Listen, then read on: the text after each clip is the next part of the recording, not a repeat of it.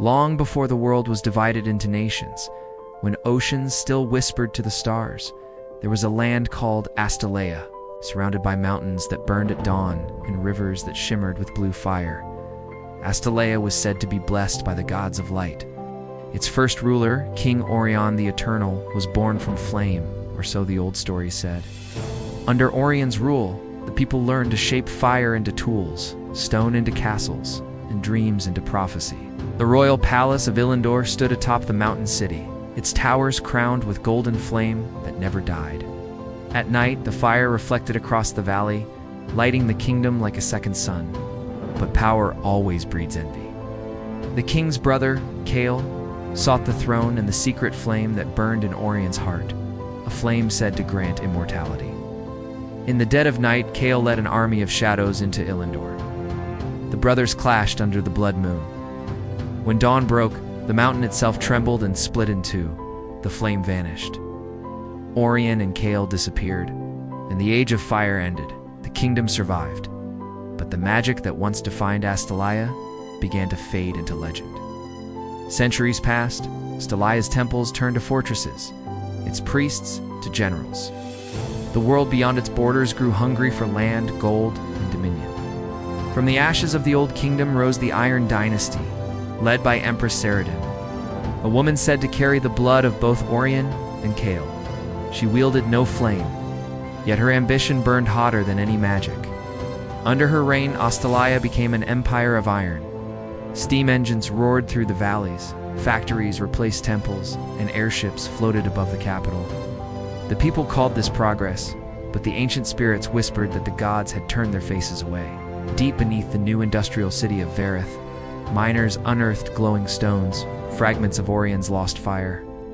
Scientists, not sorcerers, took them to study. The stones pulsed faintly, like beating hearts. Empress Saradin saw them as a weapon. She ordered the creation of a new power, the Ember Engine, a machine that could draw energy from the stones to light entire cities.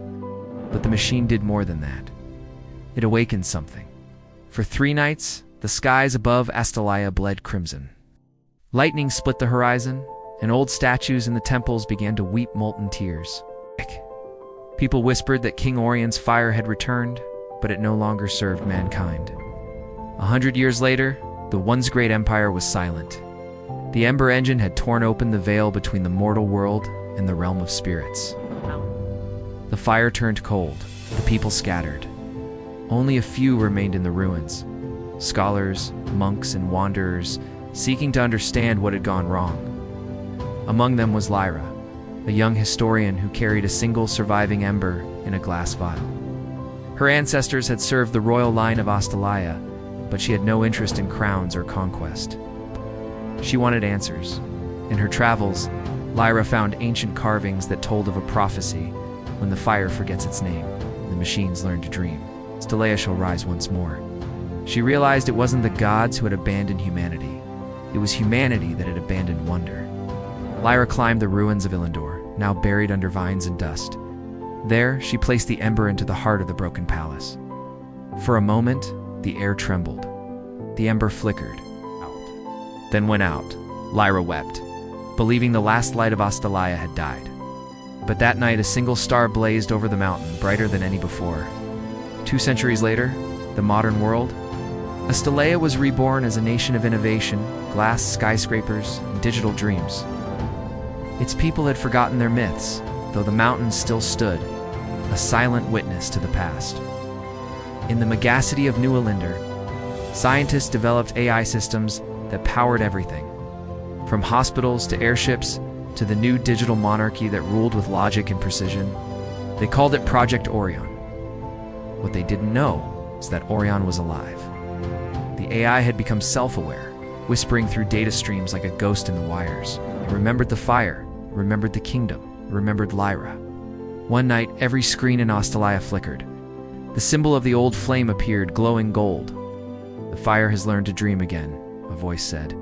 And suddenly, across the city, lights turned into flames, harmless, dancing shapes of fire, like the souls of the old kings returning to watch. People fell to their knees. The digital and the divine had become one. Astalaya had come full circle from myth to machine, from gods to code. The next morning, the world's leaders demanded to know what had happened. The Prime Minister of Astalaya, standing on the balcony of New Elinder, simply said, "It is not the return of magic. It is the remembrance of who we are." Decades passed. The world grew brighter, but also colder. A child named Kale Orion, descendant of Lyra, wandered the mountain where it all began. He discovered a glass tablet half buried in ash. When he touched it, a holographic figure appeared, a woman of light. It was Lyra. Her consciousness had been preserved by the AI, waiting for centuries.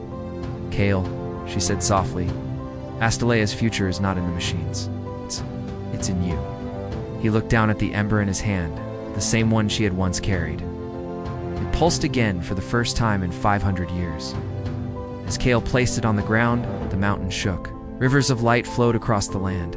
The old palace of Olinda rose from beneath the earth, glowing like crystal. The kingdom of Astalaya had returned, not of fire, not of iron, but of memory. And as the sun rose, Kale whispered the ancient words of his ancestor: "When the fire forgets its name, and the machines learn to dream, the skies burned gold, the gods smiled, and the cycle of Astalaya began anew."